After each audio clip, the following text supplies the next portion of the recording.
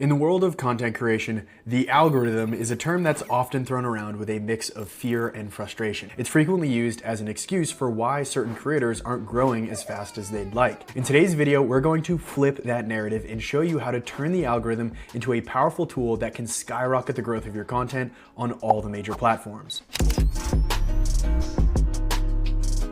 So what exactly is the algorithm? It's essentially the brain behind social media platforms that decides which content gets shown to the viewers. This algorithmic system operates similarly across all of the major platforms with the primary goal of keeping users engaged and spending more time on the platform. The better the content that the algorithm recommends to its viewers, the more likely users double or even triple the amount of time they spend on the app. By studying what individual users watch, like, comment on, and share with friends, the algorithm has an overwhelming amount of data on each and every viewer on the platform, meaning they're able to predict with extremely high accuracy what specific content to recommend to specific people based on their tendencies. Our job is to learn what the algorithm cares about and optimize our content to fall in line with those priorities, and when we do that, it will recommend our content to our ideal audience and we'll have a viral video. Now, contrary to popular belief, the number one thing the algorithms prioritize is not likes, comments, or shares. Instead,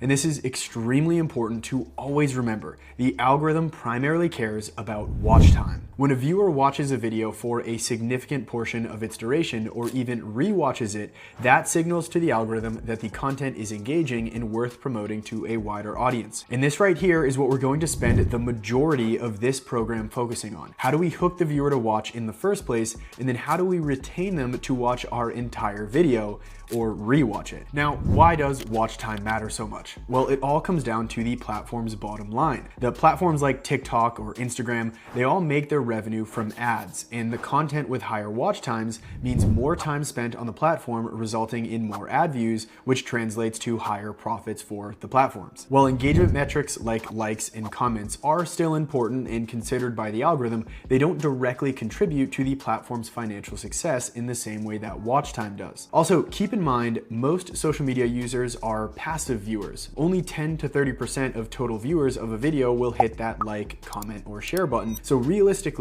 the watch time is the truest measurement of the actual draw a piece of content has. Now, when we say watch time, it's not just the total amount of time your content was able to accrue, but instead the average watch percentage of your video. Did they watch 30 seconds of your 1 minute video, which would be a 50% watch time, or did they watch the full 1 minute? The algorithm looks at 100% watch time as an extremely successful video. The only reason the viewer continued scrolling is because the video literally ended, whereas a video with 20 or 50% watch time, that viewer continued scrolling likely because they got bored, and it's boredom that eventually causes viewers to exit the app, which is not what the platforms want. So they design their algorithm to focus on this metric extremely closely, and they reward those who hit it out of the park with insane exposure and views. Now, let's address the common question. Well, if watch time is so important, what's the best length for our content? Now, there is no single best video length.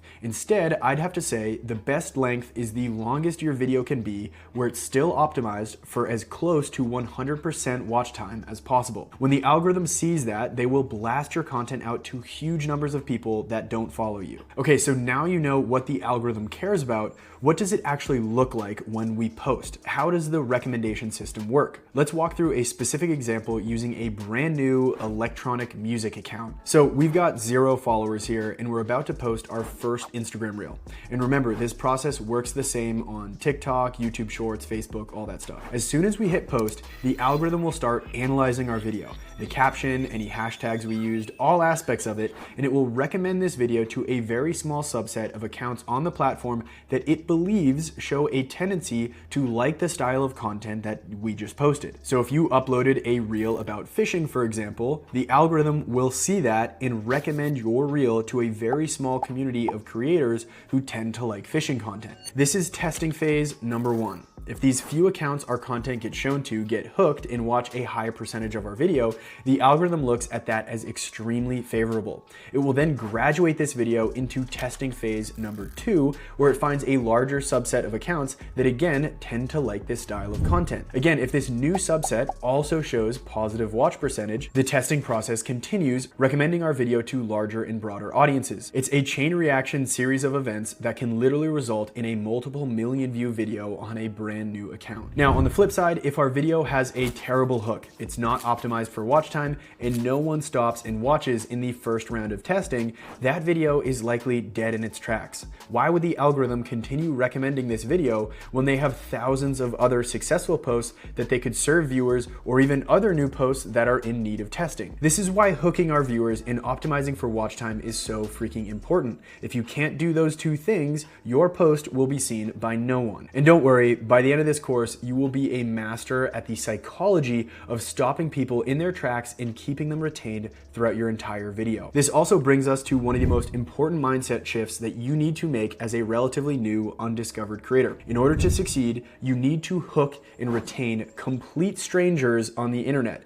people who do not know, like, or even care about you. To do this, the content needs to be 100% focused on how you can provide value to complete strangers on the internet. There might be things you care about so much and you want to include them in your content, but if the viewer won't care as much about it as you do, it won't serve the overarching goal of getting your content recommended to larger audiences. In Hollywood, people refer to this as killing your darlings, and here's a really good example with one of my favorite people, Ryan Reynolds. In his movie Deadpool and Wolverine, they spent a good chunk of time and money filming and editing a scene that featured a cameo of Ryan's best friend, fellow actor, and co-owner of their European soccer team, Wrexham AFC, Rob McElhenney. Now, if you've ever watched the movie, you'll notice that there is no cameo of Rob in the final edit. This is because Ryan realized that even though he and Rob loved the scene, it didn't serve a valuable enough purpose to the audience, so unfortunately, they had to make the tough decision to cut the scene. Imagine how hard that was